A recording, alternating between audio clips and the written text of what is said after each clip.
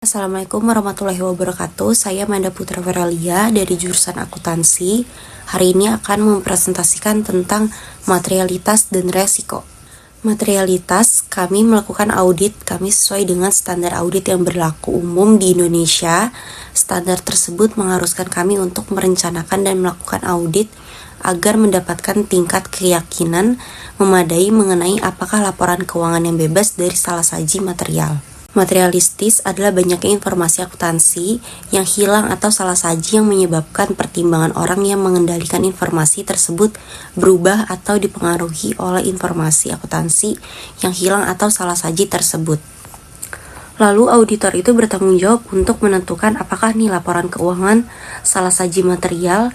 Apabila terdapat salah saji material, auditor harus menginformasikannya kepada klien untuk dilakukan perbaikan. Selanjutnya ada tahapan penerapan materialitas. Untuk step satunya tentukan dulu judgement awal materialitas. Untuk step keduanya alokasikan materialitas awal ke segmen-segmen. Nah, dua ini yaitu perencanaan lingkup dalam pengujian tahapan penerapan materialitas. Nah, step ketiga estimasi total salah saji di segmen. Step empatnya estimasi semua atau kombinasi salah saji. Step kelimanya bandingkan kombinasi salah saji dengan judgement materialitas. Nah, ketiga ini dari step 3 sampai step 5 itu adalah evaluasi hasil. Lalu ada judgement awal materialitas. Auditor perlu menentukan sejak awal jumlah salah saji dalam laporan keuangan yang dianggap material. Lalu judgement awal ini merupakan jumlah maksimum salah saji yang tidak menyebabkan pertimbangan pengembalian keputusan oleh user berubah. Selanjutnya ada judgement awal materialitas, konsep materialitas. Nah, materialitas itu sendiri adalah konsep yang relatif, bukan konsep yang absolut. Materialitas bisa berbedaan antar perusahaan. Basis penentuan materialitas bisa berpresentase, misalnya persen laba sebelum pajak atau nilai misalnya 10.000. Ini ada selanjutnya yayasan satu benih atau laporan posisi keuangan yang dimana di sini ada aktiva, aset lancar, aset tidak lancar, aset dalam konstruksi. Lanjutkan dengan kewajiban dan aset bersih. Ada kewajiban jangka pendek, lalu dilanjutkan dengan aset bersih. Selanjutnya ada judgement awal materialitas. Judgement materialitas pada dua tingkat. Ada dua. Yang pertama tingkat laporan keuangan, persen dari aset. Yang kedua ada tingkat saldo akun, persen dari piutang. Selanjutnya ada konsep materialitas.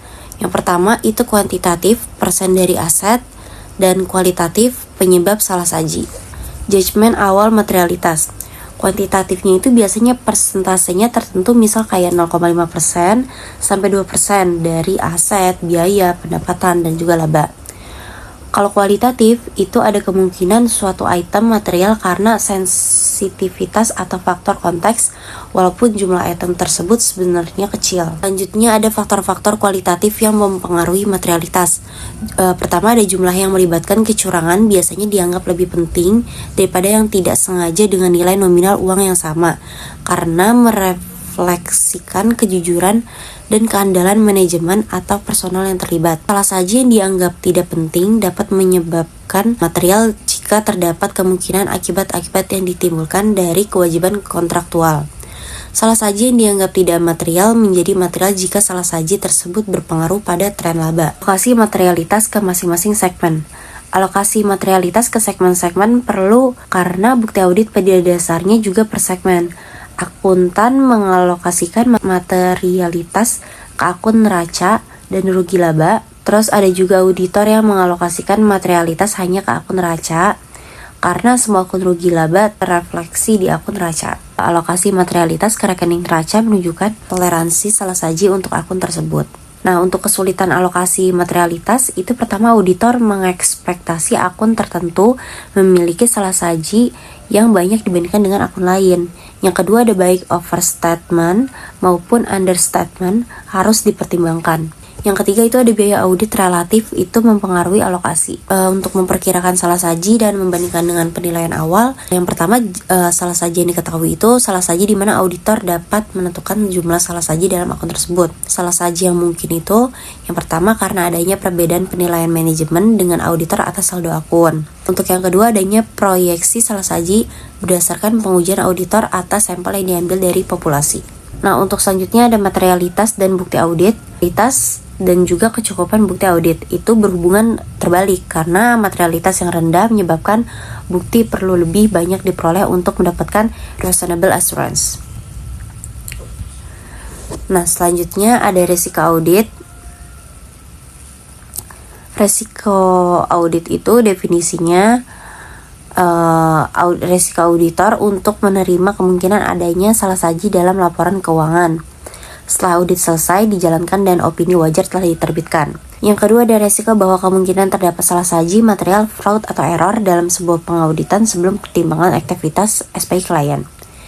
Selanjutnya, yang ketiga, resiko bahwa salah saji material dalam asersi tidak dapat dicegah dan dideteksi tepat waktu oleh pengendalian intern. Yang keempat, resiko di mana bukti audit untuk suatu bagian tidak mampu mendeteksi salah saji yang melebihi salah saji yang dapat diterima. Selanjutnya ada audit risk.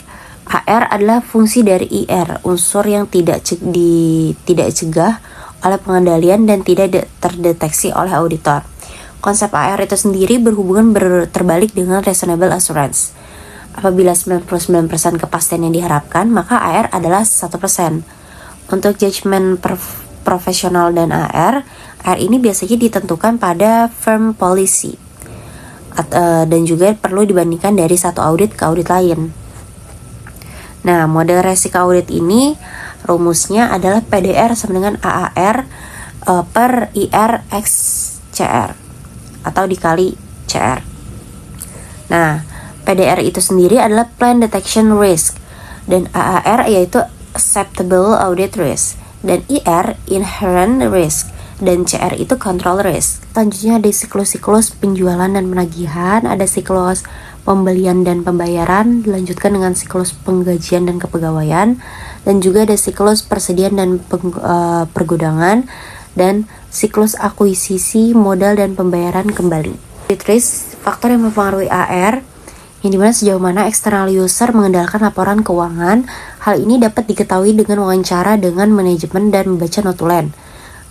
Selanjutnya, kemungkinan klien kesulitan keuangan setelah laporan keuangan audit diterbitkan. Hal ini juga dapat dinilai dari analisis rasio-rasio keuangan dan tren aliran kas. Dilanjutkan dengan integritas manajemen. Hal ini juga dapat dinilai melalui komunikasi dengan auditor terdahulu, terus kemudian komunikasi dengan pihak ketiga dan review pengalaman sebelumnya. Nah, ini ada rumus model AR. AR sama dengan IR dikali CR dikali DR. Nah, kalau rumus DR sama dengan AR dibagi dalam kurung IR dikali CR tutup kurung. Dimana DR itu detection risk direncanakan dan AR itu audit risk yang dapat diterima. Nah, IR itu inherent risk dan CR itu adalah control risk. Nah, selanjutnya ada komponen AR, total salah saji. IR itu salah saji asumsi tidak ada pengendalian intern. Nah, kalau misalkan dicegah oleh pengendalian intern, yaitu CR, salah saji tidak dapat dideteksi dan dicegah oleh pengendalian intern. Nah, dideteksi oleh auditor atau DR, salah saji tidak dapat dideteksi melalui prosedur audit. Nah, sama dengan salah saji tidak terdeteksi atau sama dengan AR, salah saji yang tepat tidak dapat dideteksi.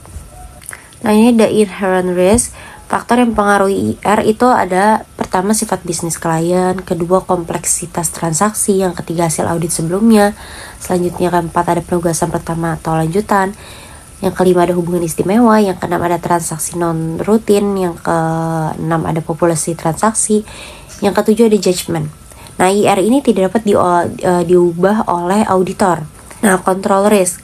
CR adalah fungsi dari efektivitas pengendalian intern klien. Semakin efektif pengendalian intern, semakin rendah CR-nya. Sebaliknya, semakin tidak efektif pengendalian intern, semakin besar CR-nya. Nah, CR ini tinggi berarti tinggi resiko dalam pengendalian gagal. Nah, kalau CR rendah berarti rendah resiko pengendalian gagal. Nah, apabila CR tinggi, auditor itu tidak banyak mengandalkan pengendalian. Nah, apabila CR rendah, auditor dapat mengendalikan pengendalian untuk mengurangi berbagai pengujian. Nah, detection risk, dia ada 3, ada substantive audit evidence, terus ada detection risk, yang ketiga ada materiality level.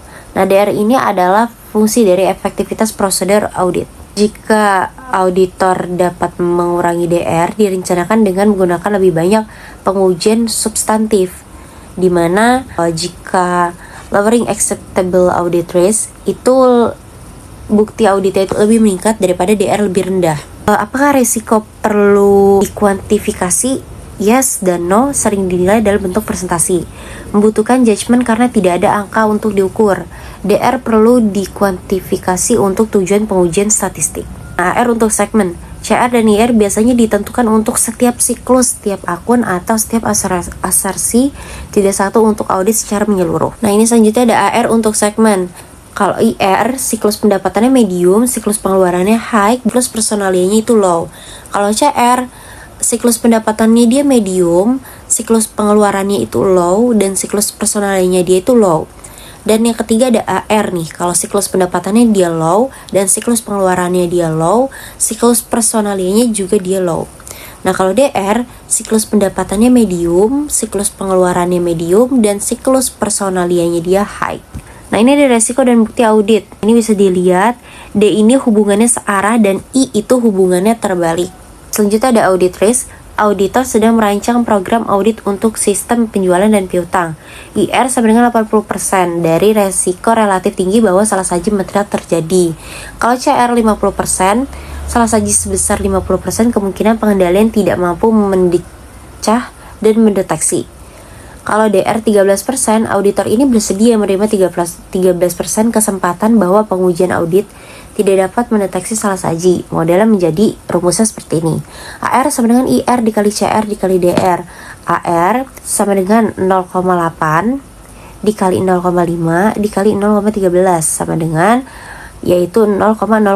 AR secara menyeluruh adalah 5%. Auditor ini biasanya menspesifikasi tingkat AR yang dapat diterima untuk mencapai IR dan CR yang dinilai dan kemudian menggunakan model berikut untuk mencari DR. Nah, DR sama dengan AR dibagi IR dikali CR. Nah, apabila IR atau CR tinggi dan auditor ini ingin memiliki AR 5% misalkan, maka DR itu perlu dikurangi dengan DR sama dengan AR dibagi CR dikali IR, jadi dibalik ya. Nah, DR sama dengan 0,05 dibagi 0,6 dikali 0,9, maka DR itu 0,09. Sekian presentasi saya hari ini. Terima kasih yang sudah mendengarkan, dan maaf jika ada salah kata, mohon dimaafkan. Wabillahi taufiq wal hidayah. Wassalamualaikum warahmatullahi wabarakatuh.